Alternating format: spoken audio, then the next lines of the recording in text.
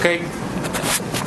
Hello, everyone, and welcome to our talk on applying to universities in the UK. Just before we start, can I get an idea of what year people are parents of students in? So, is anyone in year 12? Year 11? 10? 9? 8? 7? Lower? Okay, brilliant. Okay, so this is most relevant to parents in year 12, but it will be relevant to all of your children at some point as we move through the school. And for those in year 11, it's important to start thinking.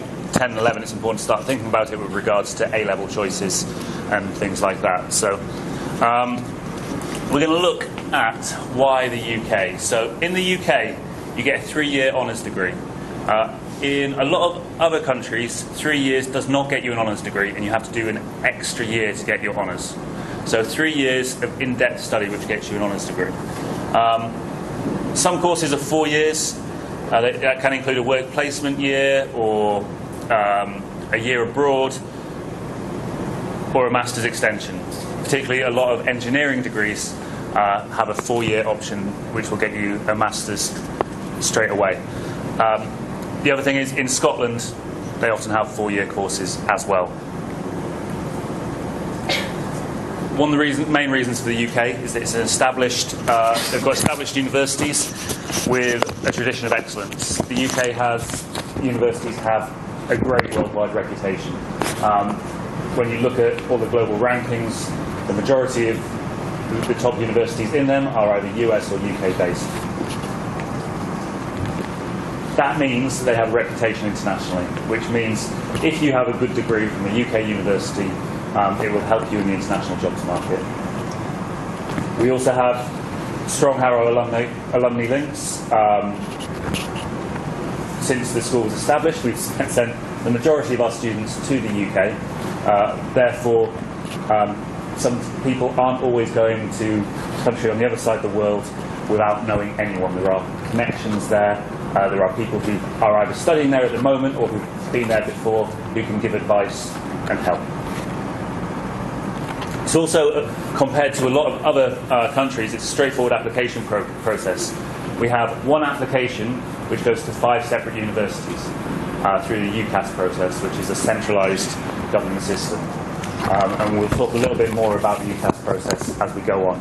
And I meant to say, if there's any questions at any point, please feel free to pop your hand up and we can discuss at the time or after.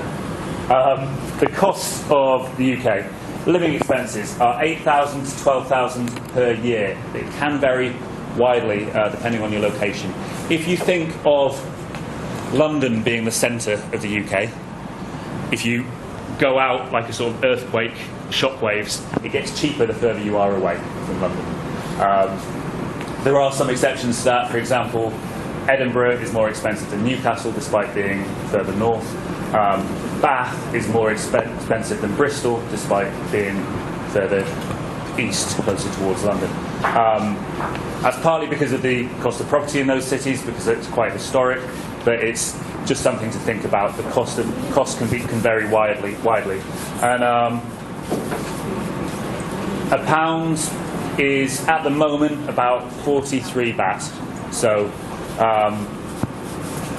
those are the costs. It really does. It can vary a huge amount depending on how you live your life. For home students, fees are up to £9,000 a year, where they're currently capped. The political system seems to be changing that all the time, but at the moment it's £9,000 a year.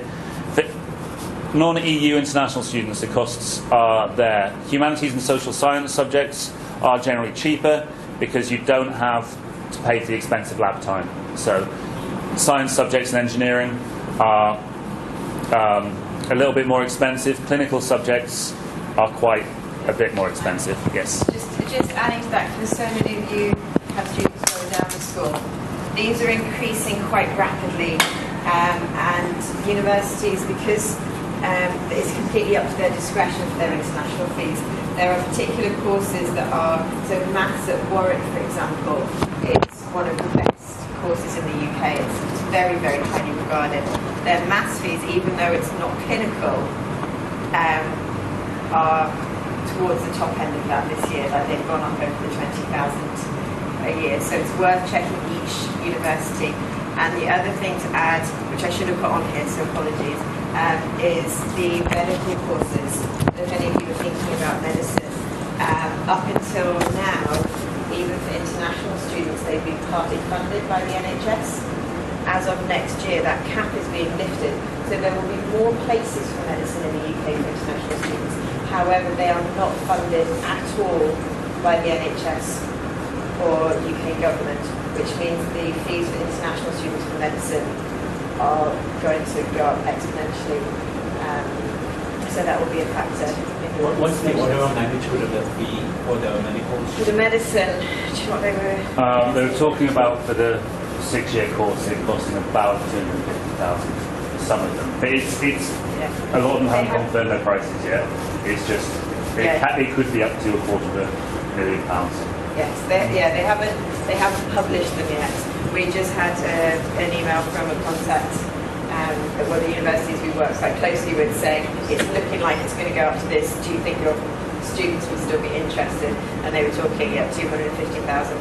That's at the top end. That's the top end. For the 6 years. Yeah. But still quite a considerable sum because that's before you've got living expenses. That's just the tuition fees.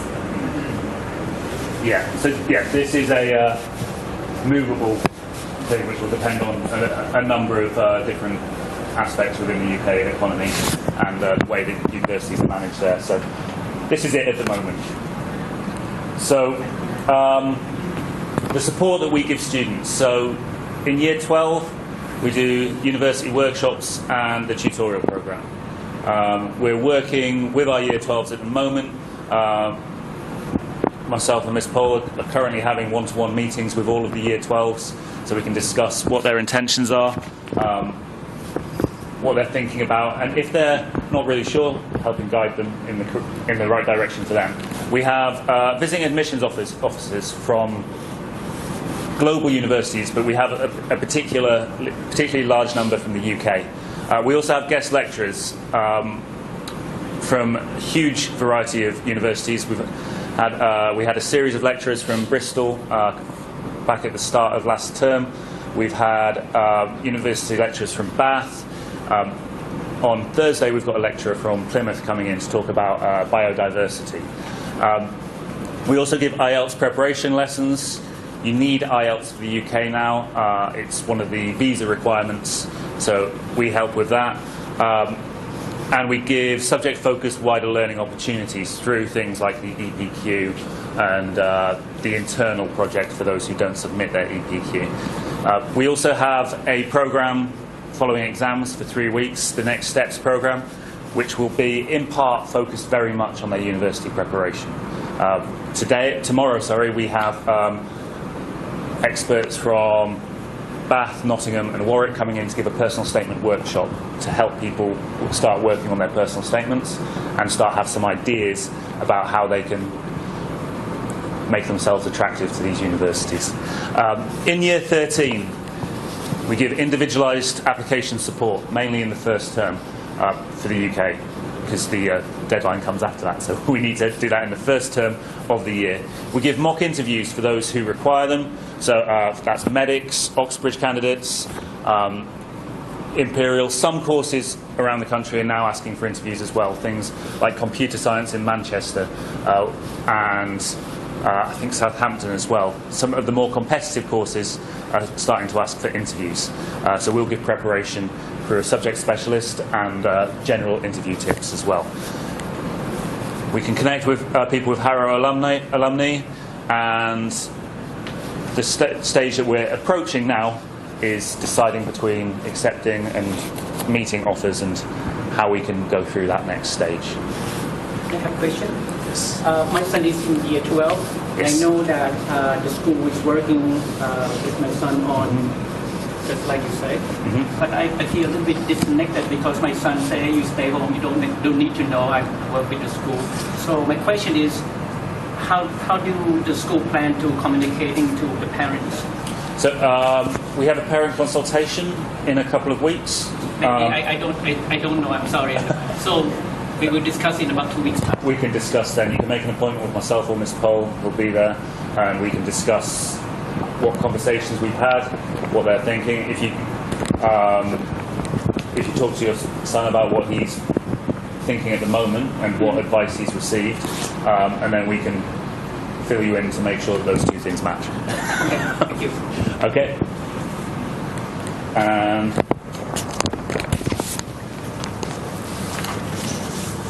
Thank you. Okay, for those, I've met those who don't know me, I'm Amanda Pohl, and I work with Joe, heading up the Careers and University Guidance Department. I'm just going to talk to you quickly about the actual process of applying, the nuts and bolts of how the application procedure works. It's actually quite straightforward for the UK in comparison to a lot of other countries. And because each year the vast majority of our students do apply to the UK, normally between 65 and 70% each year will apply. But about 70% apply, normally 60-65 go, because students will apply to multi-countries. And then in addition to that, most other country systems, so Hong Kong, Singapore, Canada, Netherlands, all these different countries, the style of their application process is very similar to the UK. The personal statements, the forms, the information that they want is based on the UK system. So because of that, most of our support is built around the UK system, making it even more straightforward for the students. With the UK applications, UCAS is our best friend. The UK government, which is actually quite unique globally, has centralised the whole application system, which makes everything much more consistent. It makes things much more transparent, and it makes things fairer. So all applications to the UK, with the exception of 1 or 2 specialised private schools, will go through UCAS. It also means that there is an external body that is also keeping universities accountable of offers. There's deadlines that the universities have to abide by, as well as the students. And the UCAS website then has a whole host of information that is really useful, and it always has the most up-to-date information on what offers universities are giving out, what their course requirements are, what the course content is, and also lots of advice on personal statements, on different parts of the application form. And there is a whole section on the UCAS website for parents supporting their students through the UCAS process. So I highly recommend you have a look at UCAS, and everything will go through UCAS. So in terms of the application process, students will complete the online UCAS application form. They choose 5 choices, and that is set. And then from that, once they have completed their application form and they've completed their personal statement from working with us at school, for every Year 12 student, as they get to the end of Year 12 in the Next Steps programme, we will assign them, they have 2 go-to people for their personal statements. One will be their tutor, who they see every day and who knows them very, very well, so can help monitor that progress with them. And then a subject specialist, depending on where they're applying. So they have a subject specialist which will work with them on the content of their personal statements. So they have their little support team. When you're dealing with over 100 students in a cohort, without that, you have lots of students going to the same staff member who then gets overloaded with personal statements. Sometimes they'll give the same copy to 5 different people at the same time, get different advice, and then get completely confused. So we have systems in place to make sure they get that individualised support that they need. So once that, and then Joe or myself oversees each student's application process as a whole. Is the deadline for the applying? It's during term 1 of Year 13. Term 1? Of Year 13, depending on where they're applying to. I'll do a bit more at the end about deadlines, because it depends where they're applying and what else they're doing. But before Christmas of Year 13, they're done. Yeah. So once they've done their application form and their personal statement, when they click submit, it doesn't go to the universities, it goes to us. which again is a brilliant thing about the UK system and is not the same for all other countries. So it comes to us. This gives us the opportunity to do final check-throughs, final drafting, make sure everything is as it is. We can send it back to the student at that point if there's any glaring errors. And then we add the reference to the back end, so the student doesn't see the reference officially. However, we do have a policy where students can read their references. I think we very strongly believe we're saying positive things about the students, and it's really nice that they get to hear that. But to maintain the integrity of the references, students cannot take references away, and we cannot give them soft copies. So they come into our office, they sit down, they can read it. The invitation is extended to parents if you want to, but we just can't give copies away to maintain their integrity. We put their predicted grades in, and then we send it to UCAS. And once that is sent to UCAS, UCAS then distributes it to the 5 universities that they have applied to. If they are applying to medicine, slightly different, that they can only apply to 4 medical places out of 5. And this is a UCAS stipulation. And then the 5th choice is normally a related science degree. They would normally go for biomedicine, biochemistry, something related to the medical field. And the reason that is inbuilt is because medicine is just so competitive. And so the universities in UCAS believe students need to have another option. They might choose not to take that and take a year out if they were unsuccessful and reapply next year, or they might decide to do a science degree first and then revisit it later.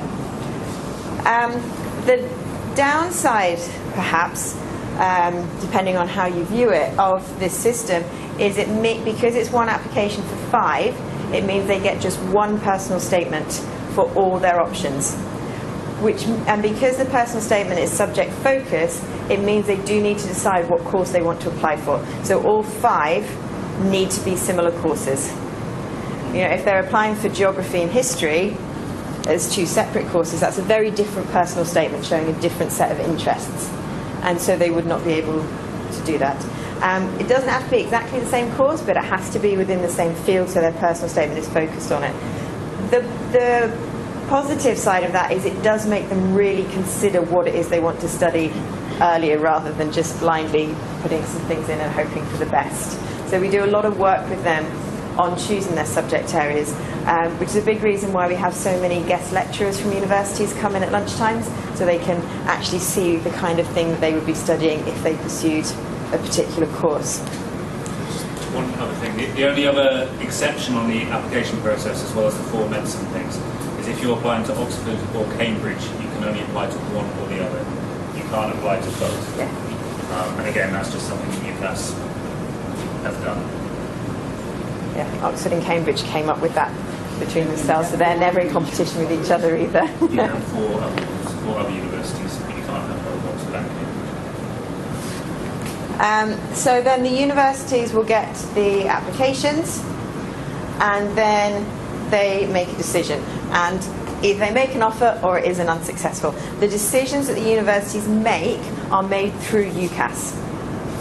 So once students have sent their application, they then get a login for UCAS Track, which tracks all their replies. They get an email if something has changed. They don't know what the change is, so then they have to log in and see. When they make an offer, they can make unconditional or conditional offers. Conditional offers are when it says, we give you an offer if you achieve these grades at A-level. It is very, very rare that you see an unconditional offer. The only times you will see an unconditional offer normally are if a student is applying once they've finished their A-levels, so they're applying with their final scores as opposed to their predicted grades. Some home fee status students will get unconditional offers for certain courses, but for international students it's extremely rare. Sometimes you will see, in terms of the offer, the conditional offer, it will say, we want you to get AAB. However, if you make us your firm, if you choose us as your number 1 choice, we will lower the offer to BBB. Or occasionally, we've only seen it very rarely, I think twice in the last 3 years, we will make you unconditional if you make us your firm. That is, if they want to go there as their firm choice, that's wonderful. However, they do need to keep in mind that it is also a bit of a marketing tool. Universities are recruiting students just as much as students are aiming at competitive universities. So it is a way of securing numbers as well. So if it's where they want to go, brilliant. If not, don't feel too tempted by it. Also, as international students, you will get a similar thing of if you make us your firm, we will give you a bursary of £2,000 a year of fees, for example. I've never seen it more than 2,000. It ranges from 1,000 to 2,000. Again, it's a little bit of a marketing tool, and it's up to individual families how much of a difference that makes when you're looking at it. So in terms of the application, I've mentioned the personal statement. This is the piece of writing that students submit with their application. It's probably one of the most important pieces of writing they will do. And I think we find the process of them writing it is incredibly valuable at making them reflect on why they want to go to university, what they want to study, and just the process of going through the personal statement makes them think much more deeply about the decisions that they are making. So a lot of time is spent on the personal statement. It is only 4,000 characters, including spaces, which is essentially one side of typed writing. They find that difficult. They often want to write a lot more than that. However, it takes a long time. So we are starting it with the Year 12s this Wednesday, with the universities that are coming over, starting the planning process with them. And then during the Next Steps program, we'll do a lot more workshops in terms of drafting it, etc. And those students, particularly those applying for more competitive courses, will be on, fingers crossed, the aim always is that they're on draft 2 or 3 before they break up for the summer. And then during the summer, they do want to spend time on this so that they can move quite quickly when they return in term 1 of Year 13. From the personal statement, the universities are the right course. Are they actually interested in this subject, and do they understand what this subject is? Do they have a range of interests? Are they a student that is proactive, that makes the most of opportunities, that is actively engaged in their learning in their communities? Can they cope at university? Can they study independently? Are they going to be able to go into a lecture, find something interesting, and then go to the library themselves and do a little bit more with it? Are they going to be independent enough to go and ask for help if they need it? They're getting a sense of the student's academic character. But it is very academic. They want to know about extracurriculars, yes, because that makes a student well-rounded. It's a reflection on their character. But they don't want to know the ins and outs of what their community service project was. The fact that they did one, brilliant, that gives them a lot of unsaid information. Normally you're looking at 70 to 80% academic, 20 to 30% extras. So they want to know what they're like as a student. Essentially, they figure once they get to university, they are old enough to sort their own lives out. They want to know what they're going to be like within that department area. It's much more academic focused. So that gets sent. Once they have sent all their 5 applications, they will then get their replies back. We have seen over the last few years replies coming back to early applications very, very quick. So our students that sent off their applications before the end of October, a lot of them had 3 or 4 offers by Christmas, which makes them very anxious when they haven't heard yet, even though the universities are under no obligation to reply until May. Most universities will try and get replies back by the 31st of March, but they do have until May. Some courses will take longer. There are certain universities that take longer. UCL, they've been not too bad this year, but traditionally they're quite slow. LSE is always the slowest. They wait right until the wire to make all their final decisions. So they have a long period of waiting time. We actually prefer it when they haven't heard from all 5 by now. Because at the moment our Year 12s, they've just completed their mock exams. They are coming to the end of completing the syllabus for each of their subjects and moving into revision. So at this stage, teachers have a much clearer sense of what the Year 13s have just finished their mocks, they have a much clearer sense of what their end-of-year outcome is going to be and how set they are. And when they're choosing between offers, we want to make sure they're choosing realistic offers that they can achieve, and we have a lot more information about where they are at this stage. Whereas when they get all 5 by December, they're going, can we make our decisions? Do you want to do our firm? I'm going, no, wait. And if they haven't got all 5 yet, they can't do it yet. So once they've got all 5, we say about April time, which still gives them lots of time to do accommodation and visas. About April time, April and May, they start deciding firm and insurance. They choose their number 1 choice, which is called the firm, which they are entering into an agreement with that university saying, if I meet your conditions, I will go to your university. And then an insurance choice, where the university is saying, if you don't get your grades for your firm, we will give you a place, and they're committing to, if I don't get the grades, I will go to your university. So it's a mutual contract that they are entering into. So it's very, very important that that insurance has lower grades than the firm. If the firm and insurance are the same grades, it ceases to be an insurance choice. And that is also a battle that we have each year with the students, because they go, but these are my top 2 choices, I want to choose those 2. But if they've got the grades for their firm and their insurance is the same, they're never going to go for the insurance anyway. So we have a lot of conversations with the students at that point about what is your insurance. And then from that, it means that it's very important when they choose their 5 initially that they have applied to some that will give them insurance choices. If they've applied to 5 very, very top schools, they're going to get the same offers back, and then they don't have an insurance offer built in. This is just a little bit of terminology. This is more relevant for our Year 12 parents here. There are 2 backup options built into the UCAS system, adjustment and clearing. So they've got their 5 offers, they've then done their firm and insurance, so they've got their 2. You get to results day.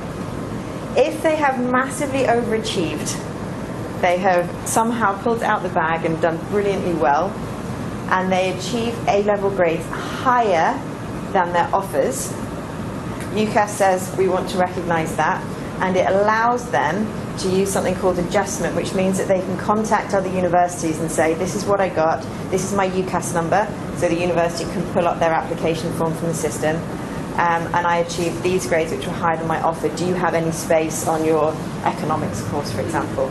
And the university is then able to consider them at that point and give an additional offer for them to go.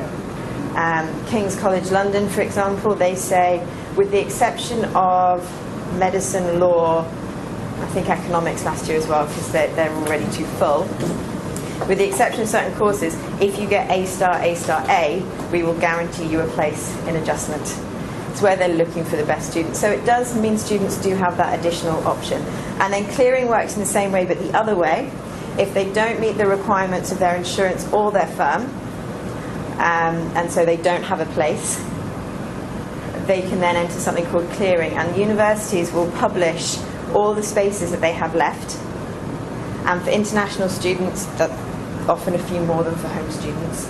And then the students come into school with us, and they get on the phone and they start ringing the universities, and they say, this is my UCAS number, they can get the form up, this is what I've got, this is why my exams went a bit wrong, and they have an actual conversation with people in the admissions office.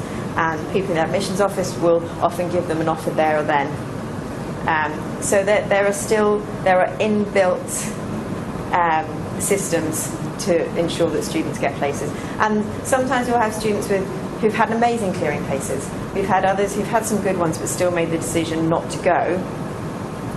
But it becomes their decision as opposed to, I just can't go, which is really quite important. What percentage of applications actually at Harrow go through these adjustment and clearing? Adjustment, not so many, but a couple, 1 or 2 each year. Normally they have made their firm quite ambitious to start with, and it's not that they have to get higher than their predicted grades, they have to get higher than the offer that they hold. So that's why you have fewer adjustment. And also students by that point, even if they've got higher, they've done so much research into choosing that university, they've chosen their accommodation, they're quite committed to going. But 1 or 2 each year. Clearing depends on whether they've listened to advice in choosing an insurance choice to start with. It's very individual. Probably about 5 each year. About 5 or 6 each year. Yeah, 5 or 6 each year. But it is very, very rare that there are any surprises with that. Normally we know if a student has only got offers that are much higher, if their performance has slipped during year 13, and we, during term 3, we get parents in, we have conversations with the parents and the students saying, you know, this is where they are at the moment, it is a possibility that they're going to end up in clearing, so this is how the system works. We make sure that they're in on results day. It's never a surprise. It's something that we track and monitor quite closely, and you can often tell from their academic performance versus their offers and the types of universities whether that's going to be likely or not. What about the deviation of predicted grades versus the actual grades? How has that been narrowed? How close have that The predicted grades have to be set at the beginning of year 13, so it's based on year 12 performance. So there is always some change depending on if the student has continued working at the same rate or if they've stopped working. So it becomes very personal to each individual student. If they ever do change from what the predicted grades are, we often have a lot of evidence of that, starting in conversations that we've been having of, actually you're starting to slip here, why is that, what can we do to help? If a student continues on the same academic track, they're pretty spot on. When we do the predicted grades, there is some inbuilt positivity to them, and so we do try to push them a little bit. They are done on a best case scenario. So if this student continues working at their absolute best, even though we actually know they don't like doing any homework, but if they continue doing the absolute best, this is what they will get. So they are quite positive. But generally they are, we did the statistics this year across all subjects. They're generally there if the student continues to work. Yeah, it comes down to student attitude, essentially, whether they can make it or not. They are reachable if the student continues to do the work that they need to, but with some inbuilt positivity. But again, the parents' evenings, there is one for year 13 quite early on in that term, and subject teachers are having conversations with parents of, we have predicted them an A. They're very much an AB borderline, but I think they have the potential if they do this. So you are very much kept in the loop, and the students are as well. So when they receive their predicted grades, we talk to them at length about finding out where they are in that grade. Because if a student A has been predicted BBB, but 2 of those Bs are BC borderline, but the teachers have gone, I really think you can do it, I want to give you that lift. When they're choosing their choices, they want to make sure they've got more insurance places in there with Cs in the offer. But then you can have another student with the same predicted grades of BBB, but actually 2 of those are AB borderline. They just haven't quite shown the commitment to be sure, or their grades are very borderline. And so for them, they have a much bigger possibility of lifting that up. And so those conversations are had at length, so they understand where they are in those grades. Which is just what we're talking about there, the importance of reach, match, and insurance. Just very quickly, some international requirements. You will have to take the IELTS. The visa is another system entirely. We do a talk for parents, just for year 13 parents, when they go on study leave, so just after Songkran, about the visa process. So don't worry about it, you will get all the information you need once you get to that point. Sorry, I've talked quite a lot, sorry. Here you go. Okay, so when we're talking about a successful application, it's not just getting into a top university or studying economics or medicine or XYZ. It's about getting into the right course at the right university, because especially when you're traveling to the other side of the world, if you find yourself studying something that is not of any interest to you, it can be a really tough 3 years. And often, if it's from experience outside of this school, if they go to do the wrong course, and you know it's the wrong course, and you've discussed it with them, and they've still decided to apply for it, they often drop out and then reapply for the right course, which they should have done in the first place.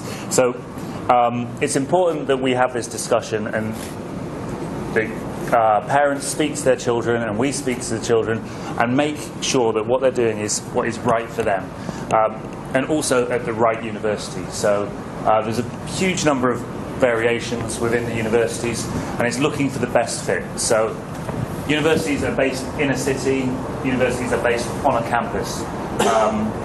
Geographic location. Do you really, really hate the cold? The UK is all cold, but bits of the UK are even colder. So if you go up to Aberdeen, for example, it is right up at the top of Scotland, right by the sea. It is really cold. I can't think of any other words. Whereas down in the south, in Brighton, for example, on the south coast, sometimes in the summer it's almost nice. So you've got that. It's a little bit hotter down there, a little bit more of a kind of like nice, nice temperature. The size of the institution. Is your son or daughter someone who might get lost in a really big university? Manchester's one of the biggest universities in the UK. Some people might feel a little bit overwhelmed by that. However, there's lots of different things to consider with regards to that, in terms of their course, the way it's structured, etc. as well, because it might be that you're at a big university but you're on a small course. So in that case, it wouldn't necessarily be the same situation. So it's something to, again, speak about.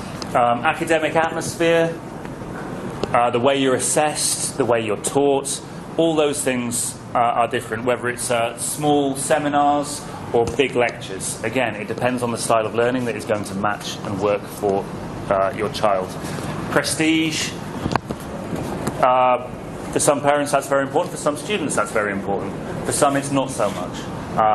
So if, as a student, you want to say, I went to Warwick, I went to LSE, I'm going to the LSE, then that's something we need to bear in mind. How academic the course is, how much is assessed by dissertation, coursework, etc., how much is assessed by examinations.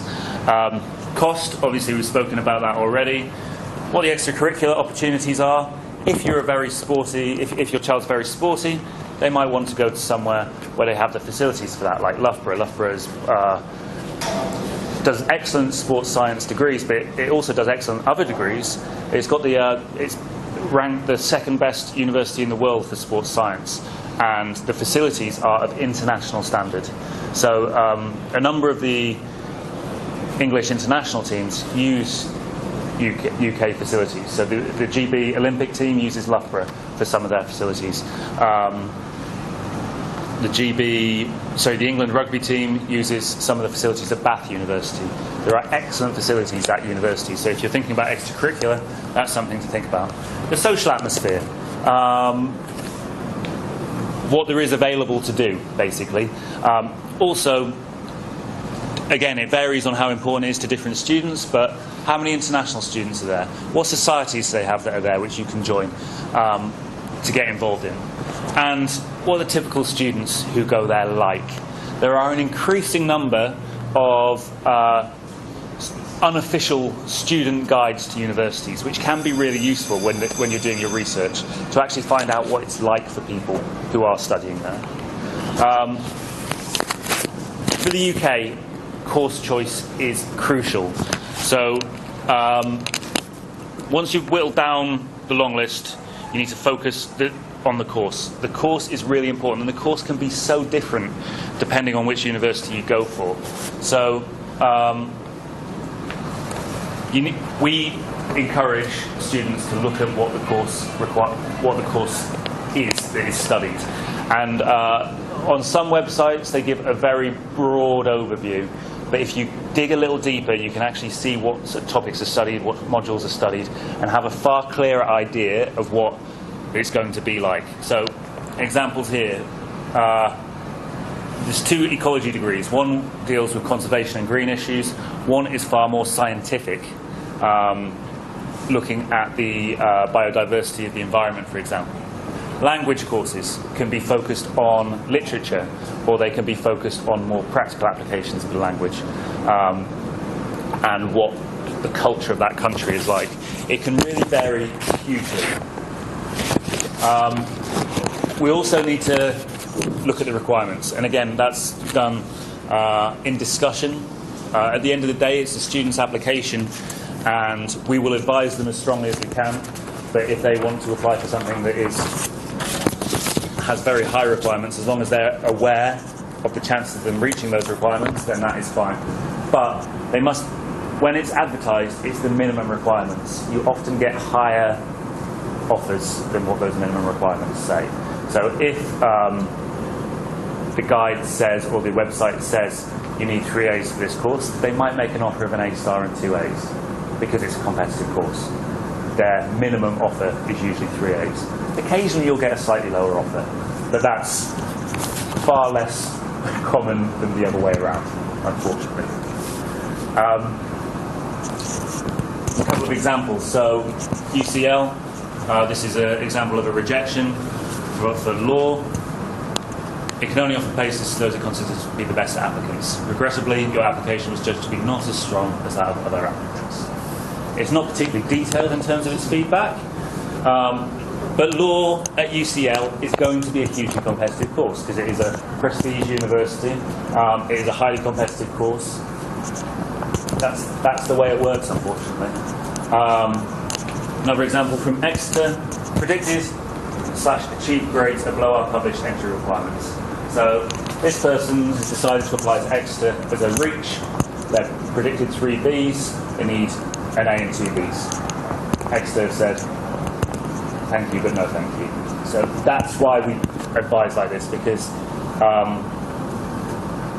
if the predicted grades are lower than the attempted grades, you can maybe do one application like that as a stretch, but we want the match and we want the insurance as well. So University of Cambridge, a couple of other things about the requirements. They do maths and further maths at A2 as one subject. The LSE requires further maths to at least AS level for their economics course. Yes. When you say Cambridge view math and further math as one subject, and they take, typically they would take 3 or 4 A-level classes, right? Yes. So that means they will get this as a reduced. So if they were applying to Cambridge and doing maths and further maths, they would continue with 4 A-levels until the end.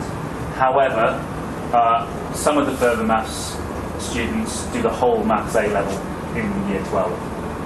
So Cambridge really likes it as an additional 4th, but they wouldn't want it in place of a 3rd. So if they did physics, maths and further maths, they would think that was the same as doing 2 A-levels because they don't have a breadth of subjects. So they would want physics, chemistry and maths with further maths as an additional. And there are a number of universities that say actually if you're doing maths and further maths, it's great you're doing further maths, but not in place of another subject because it's too narrow. Yeah. Whereas LSE wants it. They want it for their economics course. So, architecture at UCL needs an art portfolio, and a lot of architecture courses do need an art portfolio. Bath doesn't, and they prioritise mathematics.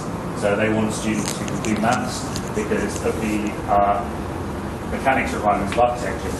They can design the building and make sure it doesn't fall down. Medicine at UCL considers the BMAT. Medicine at King's College considers the UK CAT. Imperial considers both. So those are medical aptitude tests, which they take in the UK. The biomedical sciences aptitude test and the UK clinical aptitude test. So they're different as well. But also, all medical courses require chemistry. Some require biology as well. It varies. So It's just basically check every university because they all are very different, even if they're called the same thing. yeah. These are other things that you can apply for. Sometimes you can, when you're on the course, you can go through these things. Sometimes it's better to apply for it in advance because it means that you can definitely have it if you want. It's easier to get rid of something than to get onto something. So things like a sandwich year, A sandwich year can be a year in industry. So some universities have connections with various companies. The student will be guided and advised within the university, but they will still be expected to get the place themselves. So they will have to write an application and say, can I come and work in your company? They will generally be paid for that sandwich year. So they will have a year in, for example, a pharmaceutical company, and they will pay, the company will pay for their work for that year. Gives them really good experience and often a job when they come out of it. If you impress for a year, when you're applying for a job, and they're just choosing between you and someone who hasn't done a year there, much more likely to choose you. Here is if you're struggling to get the grades academically to get into that course, then a foundation year can build on your A-levels to get you to the stage where you're ready for that university. And that can be in a variety of subjects. It's particularly common in art. Almost all art courses require a foundation year. Not everyone, but most, because the techniques and the opportunities given during the foundation year are considered to help you find yourself as an artist and to discover what your medium is and your talents are, etc. Erasmus year is the name used to cover the exchanges with different European universities. So a year overseas. That could be any number of there's a huge number of countries in the EU that teach international courses in English. So Netherlands, Germany, Italy are always popular. But that's also a term that is often used in place of other exchanges. There are a number of exchanges which are outside the Erasmus scheme, but set up between universities, and the opportunities are there to study overseas and to gain an even greater international perspective. Exchanges are generally the same thing, just for non-EU countries.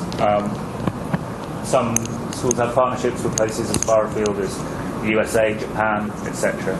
And a master's extension for 4-year courses, as discussed, particularly common with things like engineering. Can I just say something with visas? If you're applying for a student visa, you can't add an extension onto your student visa, and the student visa will be granted according to the length of course being offered in place. So if your child is considering doing a sandwich year, a year in industry, or the master's extension MN in engineering instead of a bachelor's of engineering, it's much better for you to have them apply for the 4-year initially, because then when they apply for their student visa, they will get a 4-year student visa.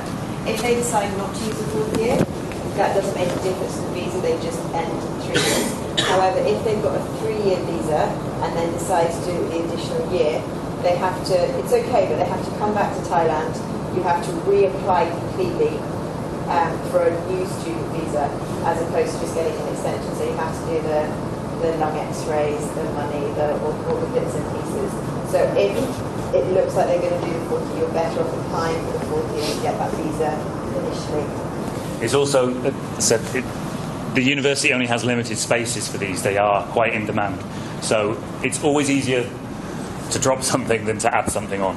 If there's no space, there's no space. If you're making a space for someone else will take that space.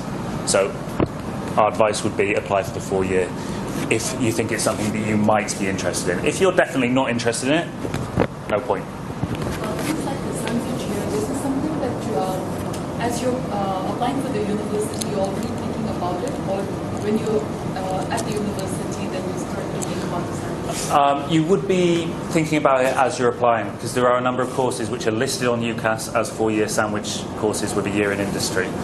So we'd advise, if it's something you're thinking about, and if it's particularly certain industries, like if you're doing a degree in biochemistry, for example, it can be a really good opportunity to get into a competitive market.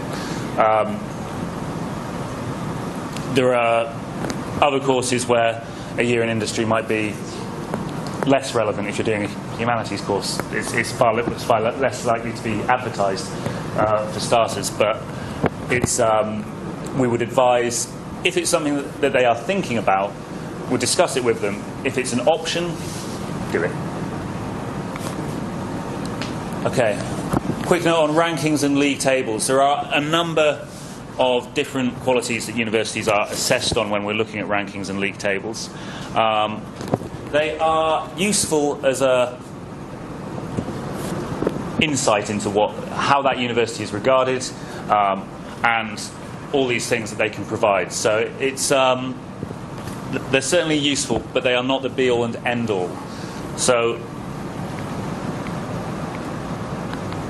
things that are particularly important are proportions of firsts and 2-1s. So once they get there, they've got their academic profile. How likely are they to stay on the trajectory towards getting a top degree? What's student satisfaction like? And what student support services like? All very important. As you go into the league tables, there's a number of breakdowns. So you can go to a separate league table for average UCAS tariff. You can go to one for highest graduate salaries. You can go to one for top by region in the north, top by subject, etc. Sunday Times is generally considered to be one of the top rankings in the UK for the universities. The Times University Rankings, the Guardian University Rankings, and the Good University Guide Rankings are other ones that are very well respected. That said, differences of a few places in the table are fairly insignificant. Sometimes universities will drop from 6th to 19th in 1 year. But that's just because there's such a tightly bunched group of universities which are all very competitive, all very strong. Even the best universities vary across their subjects, and again, that's something you can look at your subject-specific ones, but again, there can be variation, and it really depends on what's right for your child and what the course is. So if they look into the details of the course, it shouldn't matter so much where it comes in the rankings. It should matter that they're going to enjoy the course, because a first from a university ranked 40th is considered better than a third from a university ranked second. So you want to be looking at all these things. Some of the universities lower down the tables might do very well in certain subjects. For example, Queen Mary's is third in law. They're 44th overall, I think. So generally, just like things to think about when we're looking at tables. The variation here shows you kind of like to take it with a pinch of salt, because it might just be that you're looking at one which is then different elsewhere. So Times Higher Education University Guide has Oxford at 1, Cambridge at number 4. That's for the global rankings. For the UK rankings, they've got Cambridge at number 1 and Oxford at number 2. So it can be confusing, because even the same company is ranking two things differently. The QS World University Rankings are generally very well regarded. You can see the variation between some of these. LSE, one of the most famous universities around, one of the most prestigious universities around, they're ranked at 25 and 37. That's a little bit confusing, but they do not offer a full range of courses because they are a specialist social science university, and therefore that affects their ranking. So we all know the LSE is a fantastic university, not as more fantastic than the rankings would suggest. So just bear it in mind, because it might be that the university you're looking at is a specialist. University of the Arts Bournemouth, who are coming in tomorrow, they would be someone who would not be particularly highly ranked. However, if you're doing a creative arts degree, they're one of the best ones around, and they're hugely respected in the creative arts and media world.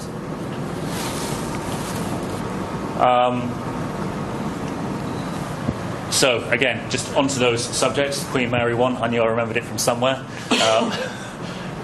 University of Birmingham, chemical engineering, they're number 2. University of Leeds, accounting and finance, they're number 1. Things to think about. Again, rankings are only a guide, something to push you in the right direction.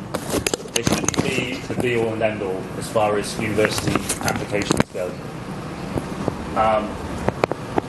The Russell Group is a group of research-intensive universities in the UK. These are like the research universities in the US. They all work together, and you need to have a medical school for it. So the thing is that big universities like St Andrews and Bath, who no one will say are not a top university, are not part of the Russell Group. It's just, these things are good guides. So if you're thinking, I want to go to a top university in the UK, I'll look at the Russell Group. But don't rule out other options. Other measures of success. When you go to university, eventually you want to get a job. Usually, well, a lot of students don't, but universities targeted by the UK's top graduate employers. Warwick, Manchester, Bristol, Cambridge, Leeds, Birmingham, etc. They generally fill a lot of that. They have most of the bigger companies in the UK and globally have graduate schemes now to train people up from when they leave university. They will go into the university and they will help them. They will recruit directly from there. Most of my friends who work for big firms had jobs the summer before their final year.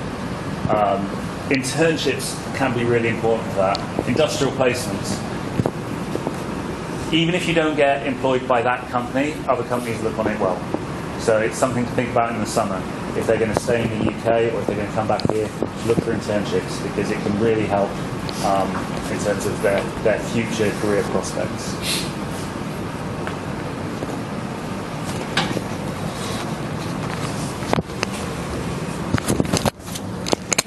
We're just going to talk quickly about some of the most competitive universities.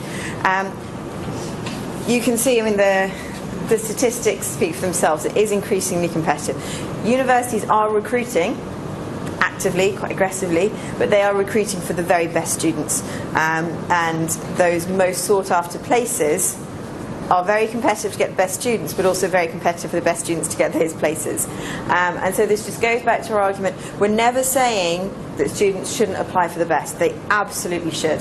They just need to make sure they've got an insurance offer as well, because sometimes it is out of our hands. I mean, when you look at, for University of Cambridge, you've got 10% acceptance rate of international students. Only students with the very best grades are applying there to start with. So that means 90% of perfect students on paper haven't been able to get there. And so we work quite closely with them on handling that, looking at different reasons for that. And they can do their best, and we will always help them and encourage them to aim really high. Just make sure there's a backup plan as well. I'm going to talk just very quickly about, because some of this will change by the time your children get up there.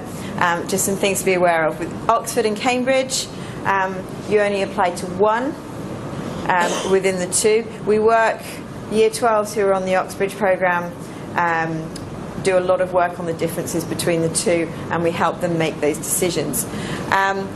It's slightly more complicated if you're applying to Oxford or Cambridge.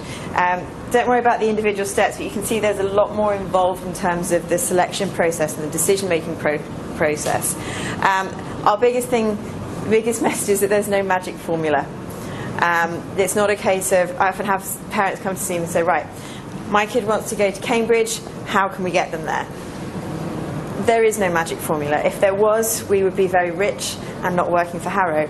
It doesn't work that way. All students can do is put their best self forward and then trust that if they are well suited to it, they will be successful. And if they're not so well suited, then perhaps they won't, but they will find the place where they will succeed and thrive. It isn't for everybody. They have a very specific way of teaching. It's very intensive 8-week terms where they are working very full on and then with long breaks in the middle. They have to be very independent. They have to be able to balance their work with their extracurriculars. They are taught in very small groups, so they've got to enjoy that one-to-one interaction and all the wider reading that comes with it. Some students thrive on that. Some students hate it and would much rather be able to work by themselves independently than go to big lectures, listen, soak up, and then go and process themselves. So it is about best fit. It isn't for everybody, and we work very closely with the students to make sure they understand whether it is the best fit for them and try to help them identify if it's something that they really want to do. In terms of how they assess applications, I've added medicine here because medicine is very similar in terms of a lot of the elements of the application process. They are looking at prior academic achievement, so they are looking at IGCSE grades as well as AS and the predicted grades, more so than other universities and courses, so that is important. They are looking at their predicted grades, they're looking at the personal statement and the reference, so all those different elements of the application form. But then in addition, there are often pre-interview tests that they have to do. So for medicine, that would be the BMAT or the UK CAT. For Oxford and Cambridge, they have their own tests depending on the subject areas. They can sit them here through the exam centre, but they have that as well. And then some subjects will ask for evidence of written work, so an essay that they've done in class, we have to send as a school as evidence of work that they have done. Some will have written tests at interview. When they go to interview, part of the day will be doing an additional test as well. So different subject areas have got different requirements, but they are looking for more evidence than just that UCAS form. So in terms of preparation, there is more to be done. And then there's the interview, of course. It's important to highlight that they often, students get stuck on the interview. That's the be-all and end-all. If they get to interview, if they ace the interview, they're in. We get very, very detailed feedback of every student that has applied to Oxford each year, and that is simply not the case. They are looking across all these different elements. Cambridge will interview far more than Oxford. Oxford interviews about 40% of its applicants, whereas Cambridge will interview 60–70%. And therefore, again, with Cambridge, we've had feedback come back going, actually, they did a brilliant interview, but their test scores in this weren't quite up. They are looking at all the different pieces. And the difference is partly because Oxford tend to use pre-interview tests a lot more, Yes. Whereas Cambridge still have quite a few written tests at interview. So they'll do the test and the interview at the same time. Great interview, written testing go well. Whereas Oxford may have knocked some of those out before. Yeah. Pre-interview tests. And Cambridge, just over the last year, has introduced a lot more pre-interview tests that used to have fewer. So we're still watching to see what difference that will make to their process. This list, I'm not going to go through it all, but this is from Oxford. Essentially, they're looking for somebody that wants to learn that subject. They're looking for a love of that subject and an ability to actively engage with that subject off their own back because they really want to be there, is essentially the bottom line. And so in their personal statement and interview, they're looking for their ability to think independently. Are they able to debate and analyse and explore academic ideas without having to be led? Do they respond to prompts? Do they take their thinking a step further? A lot of our students struggle with this. They get a little bit stuck on the grades, and they will come to us as subject teachers and go, right, for my revision, can you give me past papers and tell me what I need to do to answer those questions? And that might help them get an A star in their subject, but that's not what they're looking for here. That's kind of a given that you'll get the A star. They then want to know, where do you take that? What are you thinking? Can you read an article in the news and link that to something you've learnt in class and come up with this whole other conclusion? That's what they're looking for. This will all be online. So you can have a look. I've just put an example of one personal statement where they are making links between their learning and their thoughts, and that's what they're looking for.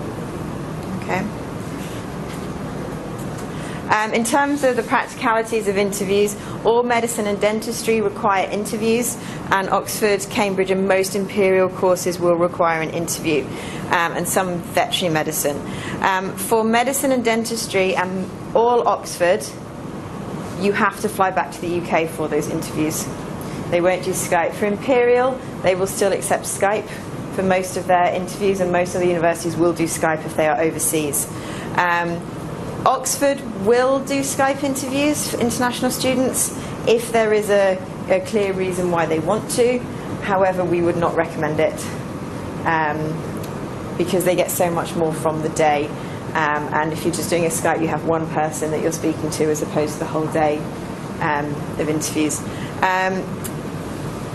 For Cambridge, you can choose whether you're interviewed in Singapore or Cambridge. They will do international interviews in Singapore, and we work very closely with individual students. It's better for some international students to do it in Singapore, particularly if they're going for engineering or economics, where it's a much more maths-based interview. However, if they're going for a more niche subject, they're better off going to Cambridge because of the interviewers that they send over. They want to be interviewed by somebody who is teaching their subject, and various other factors that we look at with them. In terms of preparing for interviews, and this is something your children can be doing from much lower down, is just learning to explore and debate and question. Have them read newspapers with you, look at articles together and discuss what's going on in the world. The more practice they can get, the more confidence they gain in having an opinion on things that are happening in the world and making links between their learning and current affairs, the better they perform here. And that is really the biggest thing that you can do, is getting them to actively engage in reading and discussion. These are just lists through some of the tests. Again, this will be online so you can have a look. But the COPA is just an additional form they have to fill in if they're going to Cambridge. We help them with that. The UK CAT and the BMAT. The UK CAT is an online test, and they can take it over a period of time, whereas the BMAT, there is just one test date in November. So if they're going for medicine, the UK CAT they can do before they apply. So they can see what scores they've got and decide if their UK CAT is strong enough or not. Whereas the BMAT, they apply before they've sat the test, and then their test results go to those universities. If they're going for medicine in Thailand as well, they need the BMAT also, but not the UK CAT. So we have some students who are applying to Thailand and the UK that will just focus on the BMAT and only apply to UK universities that want the BMAT. I was going to say that if there's anyone in the next couple of years thinking of going through to medicine, the BMAT we can get them registered to sit in here. The UK CAT they have to sit down in supervision centres. Yes. So that has to be registered independently outside of school. Yeah. We do encourage most students who are interested in medicine to do both, just so they're not limiting their options. These are just some examples. So if they are doing specific courses, they'll have a specific test that goes with it. The same applies to Cambridge. If they're applying to law, most UK law schools will want an LNAT test, which again they can sit here. It's an additional test that they do. If they're applying for maths, there are some of the most competitive maths schools in the UK will want them to do a STEP paper. The STEP paper is slightly different in that they sit it at the end of year 13, almost like an extra A-level, and it's extension maths. It's very difficult. And it becomes part of their offer. So in terms of timelines, they want to start in year 12 because there's quite a lot to do. Year 12, we will get them expanding their wider reading and preparation. There's a medics program that they sign up to and go to weekly. There's an Oxbridge program, which if there's space on their timetable, they join. We do additional workshops with them. They then need to work on their personal statements and their AS exams. July and August, there's a lot that they can be getting on with. The deadlines are early when they come back, and the more prepared they are, having done the form personal statement, these are things they can do at home. It means when they come back, we can work with them on the tests and the interviews and all the stuff that they need a bit more help with, rather than still filling out forms with them, which they could have done themselves. Then we send their applications in September and October, so really quick when they come back. And then we will work with them on their entrance papers and their interviews a little bit further. They will then be called, if they're called for interview, it will be in December. Medicine, it can be December, January, February. We had a couple go back for medical interviews in the last couple of weeks. They're normally done by March, and then they will find out after that. So just to wrap up towards the end, the strongest applications go early because they're ready. They're the types of students that are on top of everything, and they go. So it's a reflection on how well organised and prepared that they are. make links with the universities. We invite so many universities into school. They want to meet with our students. Students should be making the most of those contacts. If they're looking at engineering, for example, the Dean of Engineering from Bath University comes and visits us every year, and he loves our school and our students. And students that he's met and that have made a good impression. I had one student who dropped considerably on results day. There was some stuff that had happened when he took his exams. And he had AAC from an A-star AA offer. And I got in touch with Gary. Gary remembered him and got him accepted anyway.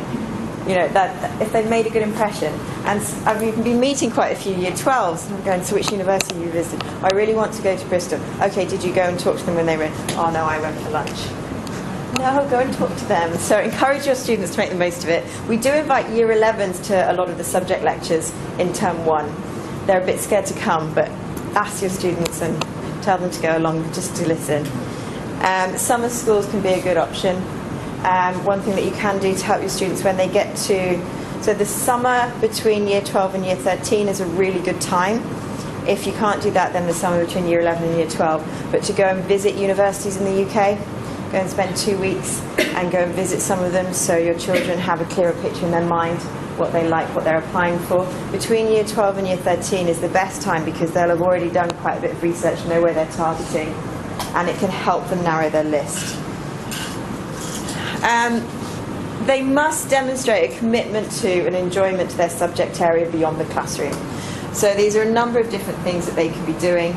They can do some of those subject tests like the Physics Olympiad, the UKMT. They can do their own interest projects or wider reading. They can volunteer, they can do work experience. Even just listening to news podcasts in their specialist field is incredibly valuable.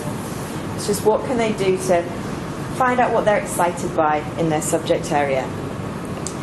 These are just some examples of the types of things we have in school. Lots and lots of they make the most of them. In November next year, we will be hosting our own very large UK University Fair. We normally have smaller ones with about 15. We're going to be hosting a very large one which parents will be invited to in November, so please come and make the most of that if you would like to. Deadlines people are asking about. The UK, the deadline is the 15th of January. However, they do rolling admissions within that. They do look at applications as they receive them. And so the only reason we would wait until January is if there was a specific reason to do with an exam resit or family circumstances. We aim to send all our applications by the end of November. The most competitive ones will be sent before the end of October. Okay? If you think of, you might not be targeting Oxford or Cambridge, however, if you are targeting LSE, Imperial, those types of universities, students who have applied to Oxford and Cambridge will also have applied to those. And the Oxford deadline is the Oxford and Cambridge is the 15th of October.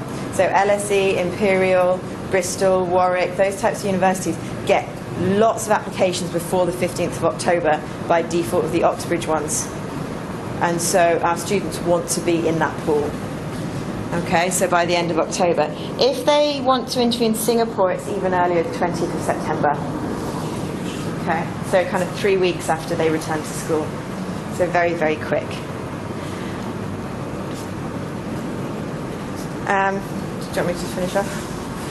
On dashboards, we have a number of resources for parents. There are country guides, so we've written booklets on countries that students apply to, and there's also a number of parent information workshops. We'll put this updated one in there, but there's also other ones that we've done over the years for you. You also have access to what the students do as well. So if you went to applying to different countries, then there's a button of applying to the UK. There's a lot more, there's presentations we work with the students and booklets and what have you on personal statements, choosing universities. And that's accessible to you via Engage. So if you go to useful links, it says careers, and that takes you through to the careers page, which has a button for the parent resources, which then takes you through to the university guidance. So you don't need that dashboard login for this, you can go through Engage. Okay? And that's our email addresses if you ever want to contact us.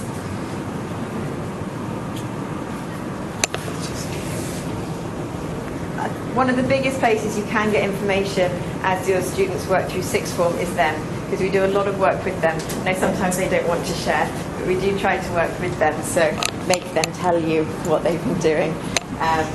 And it's lots of discussion in year 12 and then year 13. Much more focused. And that's it from us. Sorry, that's been quite long. We used to do a separate one for Oxford and then UK, so we tried to put it together. Perhaps we won't next year, because that's quite a lot of listening for you. Does anybody have any questions? Okay, we will be around for a little bit longer. That will be available on Dashboard, and they've also filmed it as well. Thank you. Thank you.